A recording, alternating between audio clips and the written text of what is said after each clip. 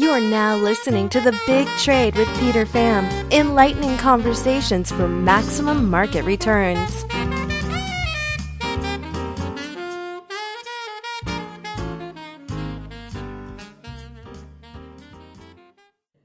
I'm here with Vlatko Vedral. Why don't you introduce yourself to the audience? Hello, Peter. So I'm Vlatko Vedral, and I'm a quantum physicist at the University of Oxford, and I also spend a great deal of my time in Singapore. And the reason for that is that my research is in quantum physics, and not only in the fundamental side and the physics side of that, but actually in possible applications to quantum technologies. And this involves technologies like teleportation and quantum cryptography and quantum computers, which basically we're trying to, there's lots of exciting stuff out there. And I think there is a great deal of excitement all over the world about it. Also from industry, there are startup companies basically trying to build quantum computers using different technologies. So I think it's an exciting time to be a quantum physicist. Well, thank you very much for coming on. I know you've recently published a book called Decoding Reality. Yes. I'd love to discuss with you some of the main concepts about that. But prior to doing any of that, let's discuss about a broad definition of information and what exactly is information. Yes, this is a very important point, actually, and it's. I'm glad that you are starting with that question, because information is a word that's used in many different contexts and by many different people, and it usually means different things. So it's very important to define it properly. So the information I had in mind for my book, and it really permeates throughout every chapter, and is used in all of these the different disciplines, but it's exactly the same concept. Is basically something that's due to Claude Shannon, who was at the Bell Labs, an engineer basically working on communications. And his idea was that when you ignore all the irrelevant details, then it really boils down to probabilities. So basically, he said, in order to understand and quantify information, all you need is a probability for an event to happen. So if you want to know how much information an event carries, first you have to be able to somehow calculate the probability. And then information is something that's inversely proportional to probability. So what that means is that if something is less likely to happen, and if it still happens, then that carries more information than something that's more likely. And so that's really the only concept you need in order to understand information. And it's really, I found it fascinating in my book that it's used in all of these very, very diverse fields. Like, I start with physics, of course, but then I move on to biology and then computing, and then even social sciences like economics and sociology use exactly the same concept of entropy. In terms of information, I've heard people discuss about the origin of the universe as basically an influx of information. Yes. What are your thoughts about that concept, and is that an accurate understanding towards like the Big Bang and what's led afterwards? Yes, I think we have a problem there in a way that it's very hard to understand the origin of the universe. And especially what you pointed out to, which is the fact that presumably the universe starts with a very little information initially. So that's what we would call, low Shannon entropy, the quantity we talked about. And then, as we evolve in the universe, obviously more and more information is created. So the question is, how does that happen, and what's the process by which this happens?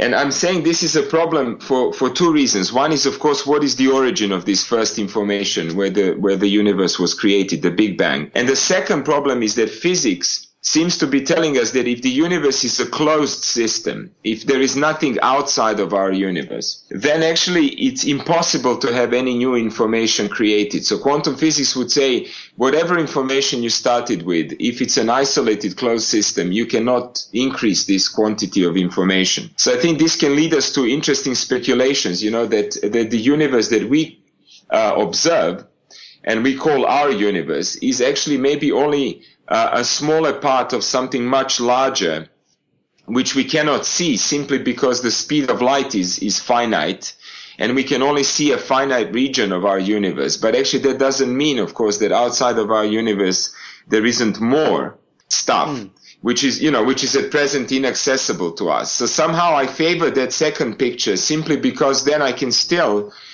say somehow that maybe information overall is preserved. However, in our visible universe, you can argue somehow that the amount of information is growing. And that's exactly what you said. The beginning was very low information, and somehow the dynamics carries us towards more and more information. Let's, because our audience is very much focused on financial markets, and I like to draw some parallels about, the beginning of stock markets, for example, where there was very little information. Now we live in quote unquote the information age, where computers, social media, the internet is playing that much bigger of a role in markets.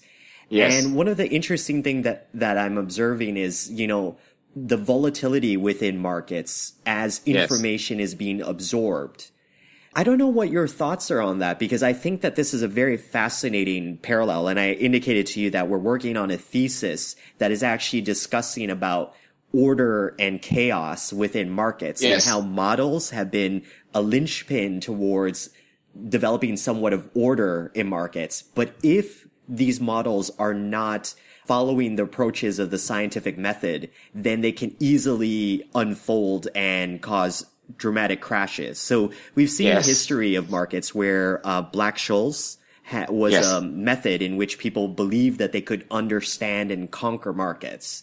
And technical analysis, which is a form of, pattern reading for charts, which is a little bit ambiguous and is not really falsifiable, has been a model that people used previously as well. So I'd love to get your interpretation on this.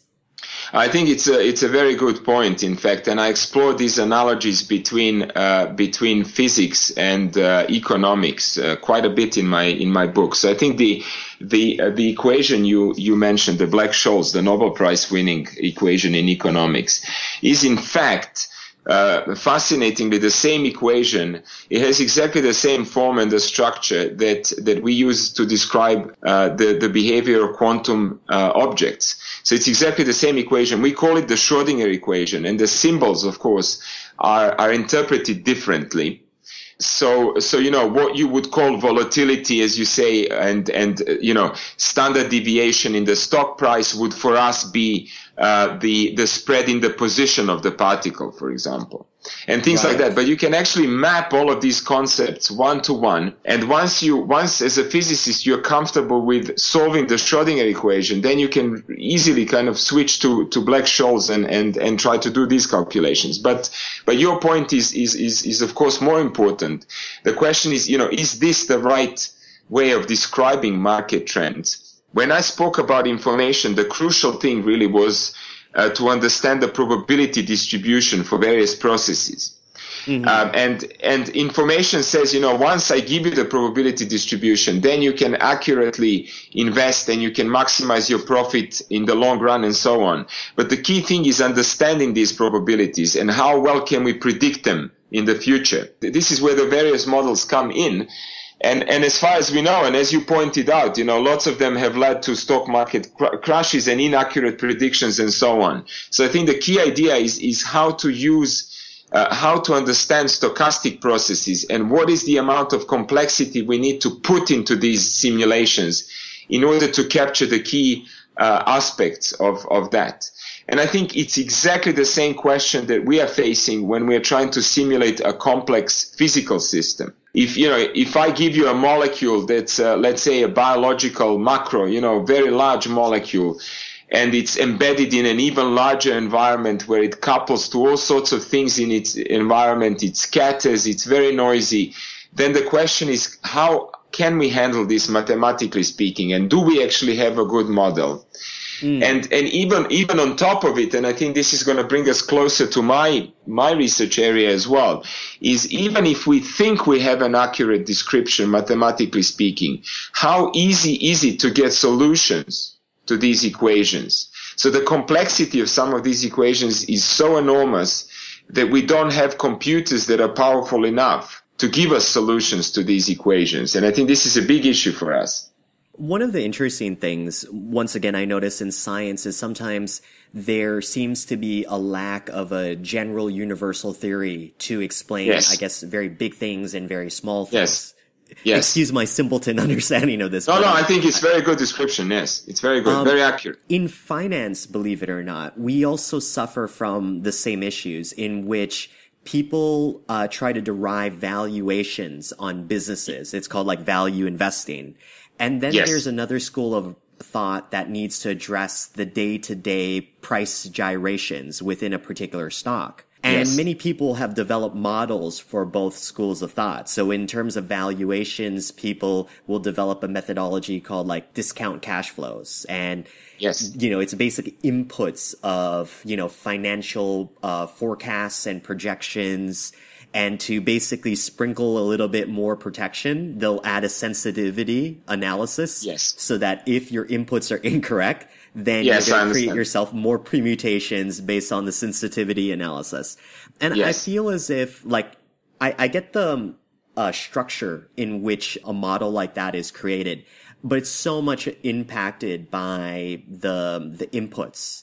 And then even if the inputs are accurate, they still hedge themselves with all of the sensitivity analysis that creates more entropy, in my opinion. What I've come to conclude is, believe it or not, if one can assess the probabilities of price, which is a reflection of what it is you are buying, I think that brings you closer to the core, very similar to the approach that you would have in something like decoding reality. I actually published a book called The Big Trade, Simple Strategies for Maximum Market Returns, which actually studies the quantitative behavior of price to define the probabilities of, say, a stock going up or down. So I'd love to get your take on this. I know you've worked a lot on betting as well, based on probabilities. I'd love to hear your thoughts on this. Yes, I think what I think is very important is exactly this micro to macro. How do we can make some simple models if you are talking about very few agents involved at any instant in time. But of course, that's not that's a very, very simplistic view of a complex system. And it's true for also for the financial market. So I think the question is, how do we handle when we have more and more agents participating in protocols? And I think for us, it's exactly the same problem as what you said. If we write down the laws, then it frequently turns out that we have parameters there which describe various interactions, but even a small uncertainty in those parameters will actually lead to completely diverging conclusions. And so it's very hard to make an estimate of the relevant numbers in this case. What I would like to do is I would really like to move from this kind of long-term, maybe macroscopic view, and really try to go into the nitty-gritty of all of these micro transactions. And I think there are lots of things that we can take from physics and from thermodynamics, from entropic point of view that you mentioned. And we can actually try to apply that to the financial calculus as well. And I think that would be very exciting, so in a sense, I can tell you a little bit more that what, physically speaking, frequently, what we're interested in is given a certain reservoir of energy, how much work can we get out of this reservoir? And the reservoir, of course, is very stochastic and it fluctuates, and you have to anticipate and predict these fluctuations in order to maximize your work. And I think in your analogy, you would be talking about some kind of financial reservoir, if you like, the stock market, on which you would be placing bets as well. And the amount of work would simply be the amount of gain, the wealth growth that you would like to get out of the market. And I think mathematically speaking, we can really beautifully draw these analogies very precisely. Wow. And then I think it's really exciting to try to then apply some of these strategies from thermodynamics, from physics, from entropy, and really try to apply them to the financial calculus. This would really be interesting. I'd love to, maybe when we get a chance to discuss more, I'll definitely share for you. Because I think you have, just like the universe, you kind of have to understand how it functions a little bit. So the markets function a particular way. And I think once you understand all the variables, you then can try to find a solution to understanding some of this. I know that there's a lot of hedge funds out there that hire physicists for some of this stuff. But, it's the focus. And I think that one of the things that we've done is there's two key things in markets. It's basically the difference between buyers and sellers. And if you can measure that information, I think that's the pent up information that you're referring to. But there's certain characteristics towards buying, such as limit order or market order. Market order means you're buying more aggressively because you're taking at any price. Whereas limit order, you're buying at a predefined price, which means you're less overzealous to jump in the market. And if you can take that data in addition to understanding price behavior and quantify that through probabilities, like the probability of going up, the probability of going down. I kind of highlight this a lot in the book. You can actually come up with some very interesting approaches to doing well in the market. So we've built a big position in the US dollar.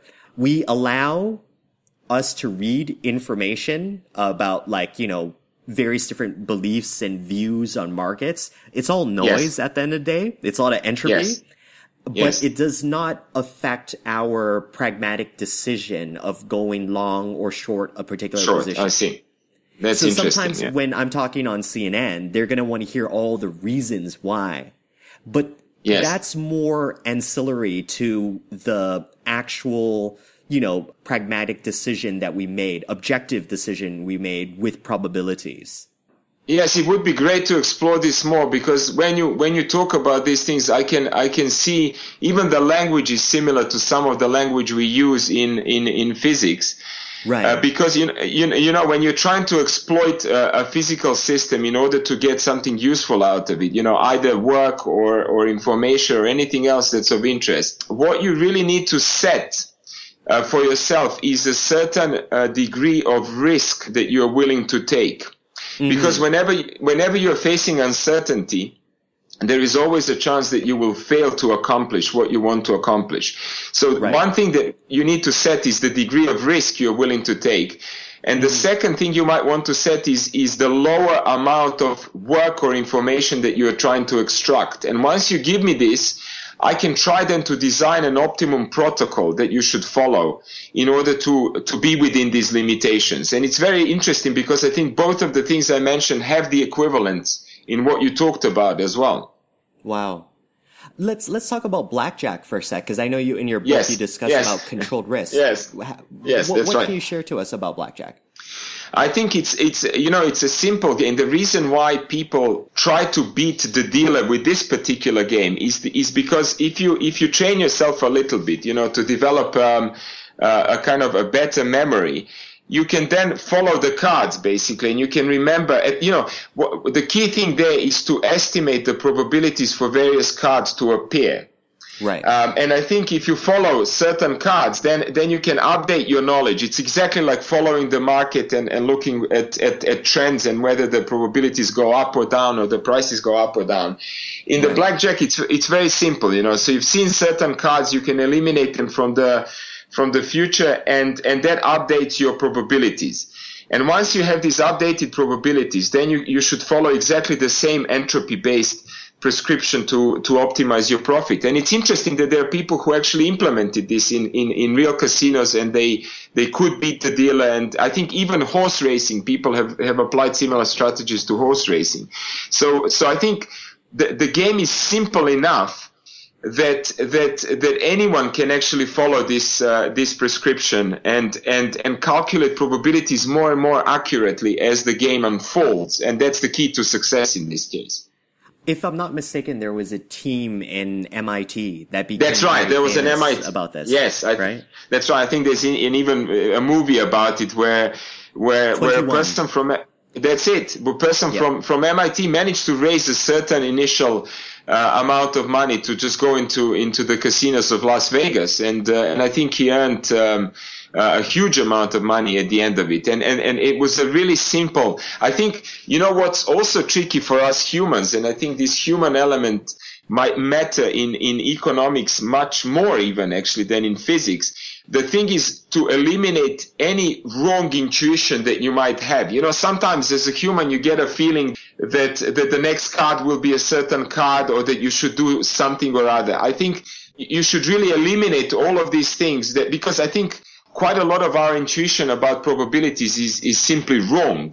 And because we've evolved in the world that deals with certain aspects of danger, but ignores certain other aspects of danger that we are facing now much more. And I think if you try to ignore that mistaken element of human intuition and really follow the mathematical prescription of entropy, I think you'll be successful ultimately, basically. I wanted to ask you, I don't know if this was really covered extensively in terms of your book, but I also hear a lot of physicists discuss about time and the meaning of time, in which I guess the past and the present and the future effectively coexist. Yes. I don't know if... Yes. Now, when I look at financial models, one of the interesting things about people that are doing valuation is they take the previous, earnings of a company, they look at the present, and they also take into account the future, which allows you to create a present value for a particular asset.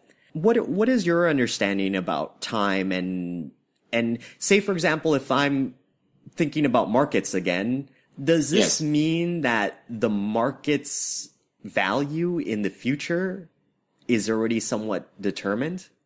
Yes, it's an excellent question, because this really goes back again to this problem of connecting the the small system description with the large system. So the small system level, quantum physics says that it's exactly what you said, that everything exists at the same time in a way. So namely, if you know the initial state, then you will be able to predict the state at any future instant in time.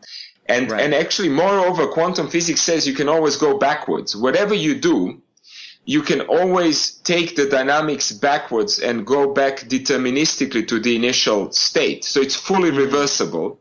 And what this means is that there is no space for entropy to increase, because increase in entropy is like our arrow of time, right? It tells us that time goes in one direction and not backwards. So microscopic laws contain no arrow of time, if you like, and they don't actually tell us anything about the evolution in time. Whereas the macro laws, the ones where you get more information and you get more entropy, they're all about the arrow of time and the fact that certain things only happen in one direction and they never happen in the reverse direction. And so I think it's one of the biggest outstanding problems in physics, how to understand this macro behavior from the micro behavior. So, the short answer is at the macro level, everything we know in physics is telling us that time does exist, actually. And there is an arrow to that as well. But actually at the minute microscopic level, it seems that this arrow vanishes completely, and everything that happens can actually happen in the backwards direction. And this is a mystery to us. How do we combine these two points of view? That's very confusing, actually. And it's very confusing. And I think fundamentally for you raised the point within economics, and it's really exciting there, because fundamentally for you, the question is, can I even in principle have such a detailed knowledge initially and the knowledge of the laws of dynamics that I can really predict all the prices in the future? Is this possible even in principle? Or is the universe such that there will always be an uncertainty about the future? I think for for economics, this is a very fundamental question.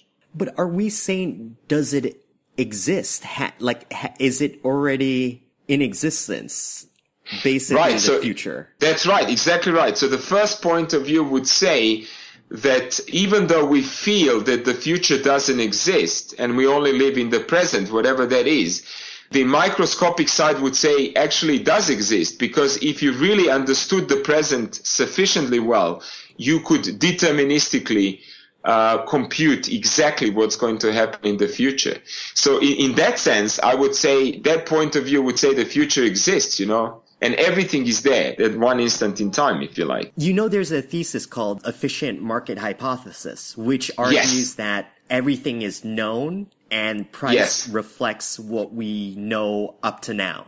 Yes. Now, obviously, any investor would argue that there's so many different inefficiencies about, asset classes and prices and what they're worth. Yes. So in terms of like the future and the value of those assets, I'm lost basically.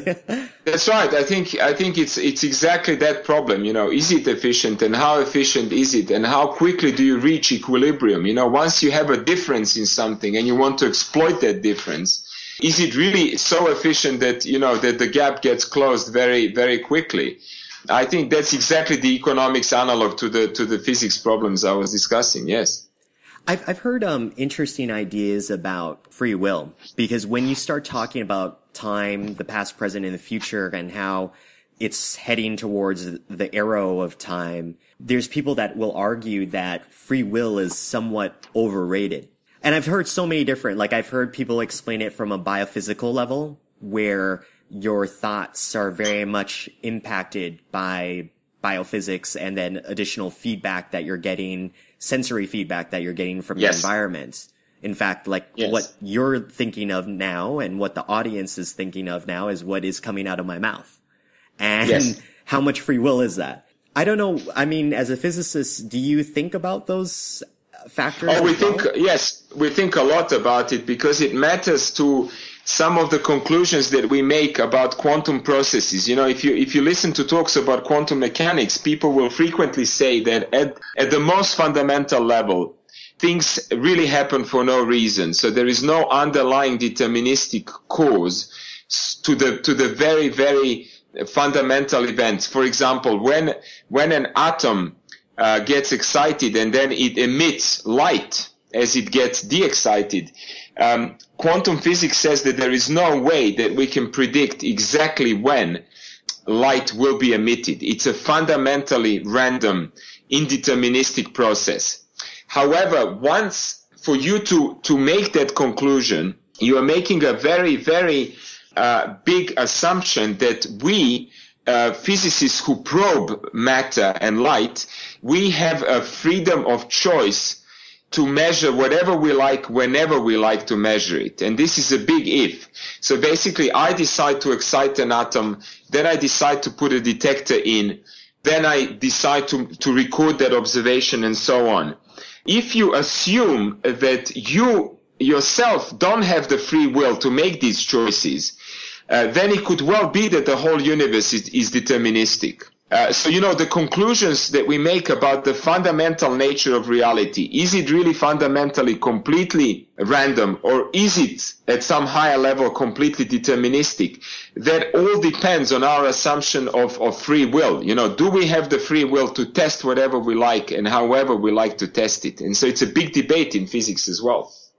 So where would you lean towards this in personally?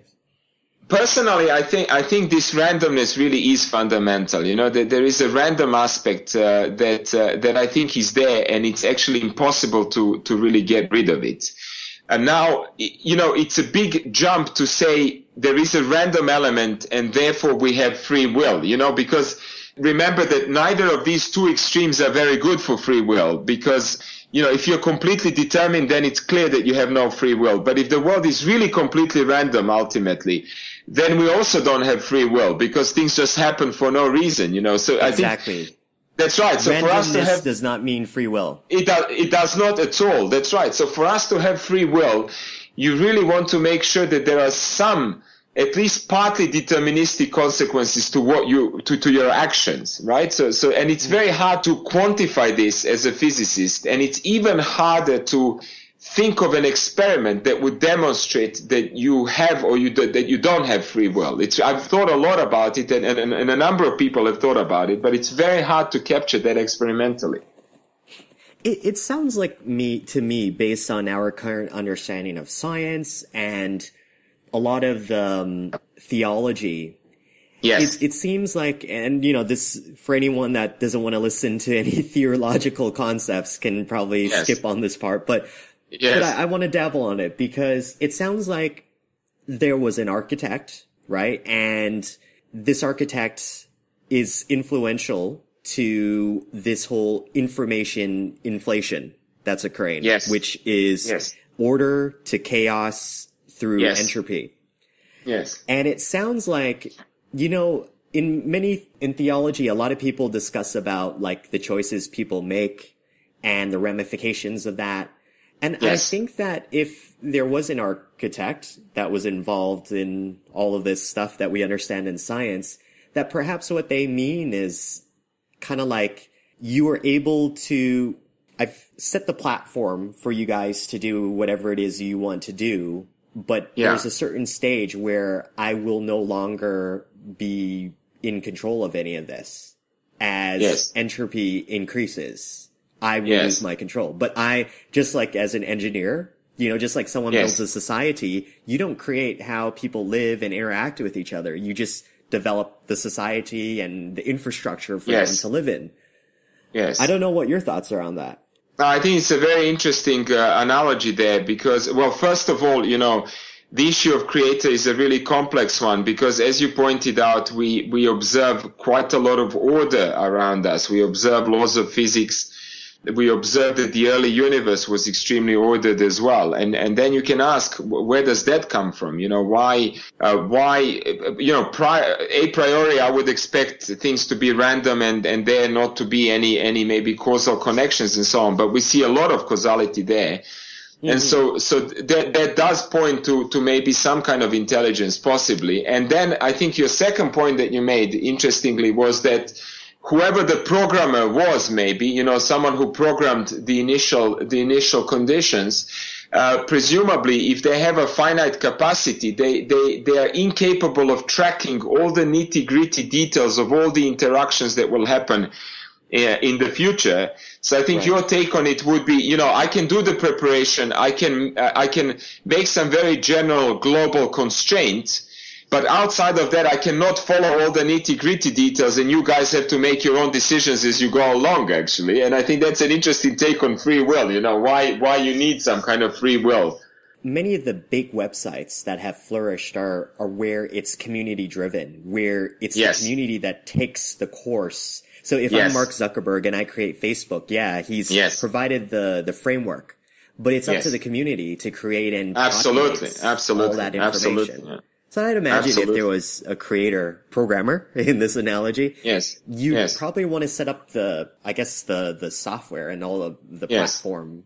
But then whatever happens beyond that, as time unfolds, you're going to lose more control, which means things are going to become more chaotic. In theology as well, they talk about like the ramifications of what an individual does and what happens in their afterlife, for example.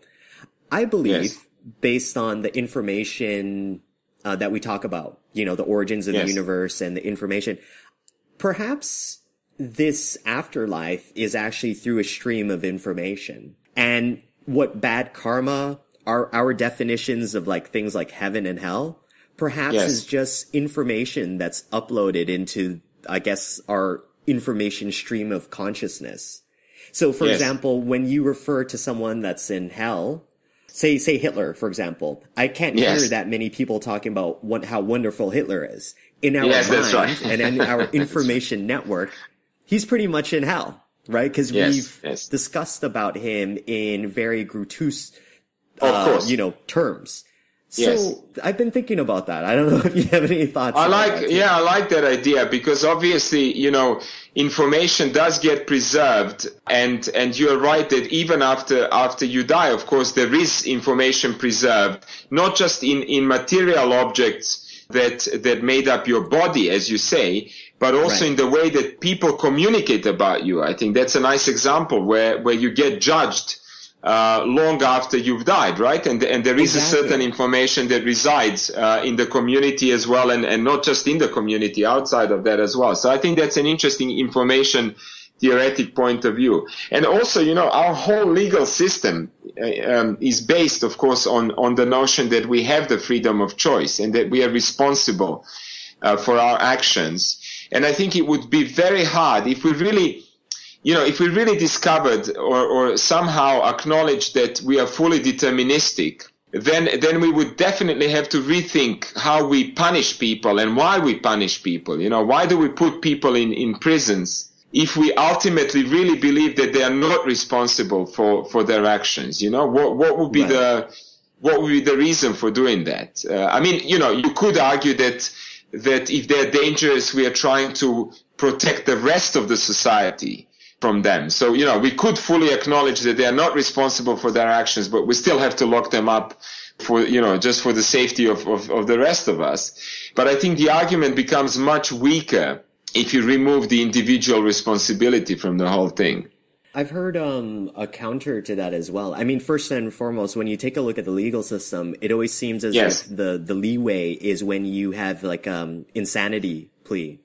But I guess there are certain people that would argue that there are certain biophysical components about an individual that lead them to the certain behaviors and action that they're doing. That's right. That's right. So yes, it's a very interesting. It's an interesting one. And another example is being drunk. In some cultures, if you make a mistake and do something wrong, but you then say, oh, but I was completely drunk, that's actually considered as a good enough excuse. Whereas in our culture, for example, that probably you could argue that makes it even worse because it was up to you to also get drunk, and try to control yourself under those conditions. So but I think in Japan, for example, they're much more lenient with drunk driving as well. And frequently I hear that it's taken as a good excuse. I had a car crash, but I was drunk, and the penalty is smaller. Whereas we take this as an even worse, condition actually, and we don't tolerate behavior like that. So it's interesting that it's not universal, this kind of judgment. Let's try to finish this up by asking you about quantum game theory and what is great. that and. That's great. That's actually when we spoke about these micro transactions. I think you can use game theory to quantify that. So when two people engage in a trade, if you like, then the question is really at the most basic level. The question is to what extent will they cooperate really with one another, and then you usually these games involve certain payoff that they get if they cooperate with one another, and certain penalty that's associated with not cooperating. And there is a beautiful field of classical game theory, but what quantum physics brings into it, and that's really interesting, is that you can actually change the outcomes to some of these games, providing that the participants can utilize quantum mechanics. So if you and I, for example, share a joint state of two atoms, so if you hold one atom, I hold another atom, and we prepare it in a highly quantum mechanical state, then actually by making measurements on these atoms, we can beat certain payoffs that exist in the classical game theory. And this is really fascinating. Like I said, we are moving into the quantum technology now, and people are trying to develop quantum computers and all sorts of quantum communication protocols. And it would be now nice also to analyze all of these games from exactly the same perspective. How much better can we do if we use the underlying quantum systems to play these games? And I think that's great. It's a really exciting field, and it's really in its infancy. There's a lot more to discover in that direction. Wow. There's a lot of other subjects I'd love to cover with you. And what I do with a lot of guests is we play a word association game in which I'll say a word and you tell me the first thing, hopefully through your own free will, what comes to mind. And I think that's a way that we can cover a lot of subjects, at least on a very shallow level. So let's try to do this to finish this interview off. Reality. Quantum. Interesting. Quantum mechanics. Entanglement. Thermodynamics. Entropy. Econ physics. Stochastics. Quantum computing. Factorization. Shannon. Entropy. The universe. That's a hard one. Nothing comes to mind. I was going to say beginning. God. Information. Wow. The scientific method. Newton. This conversation. Pleasant. Thank you very much. We hope you enjoyed this mastermind session. If you'd like to contact Peter Pham or Phoenix Capital, please email info@phx-cap.com.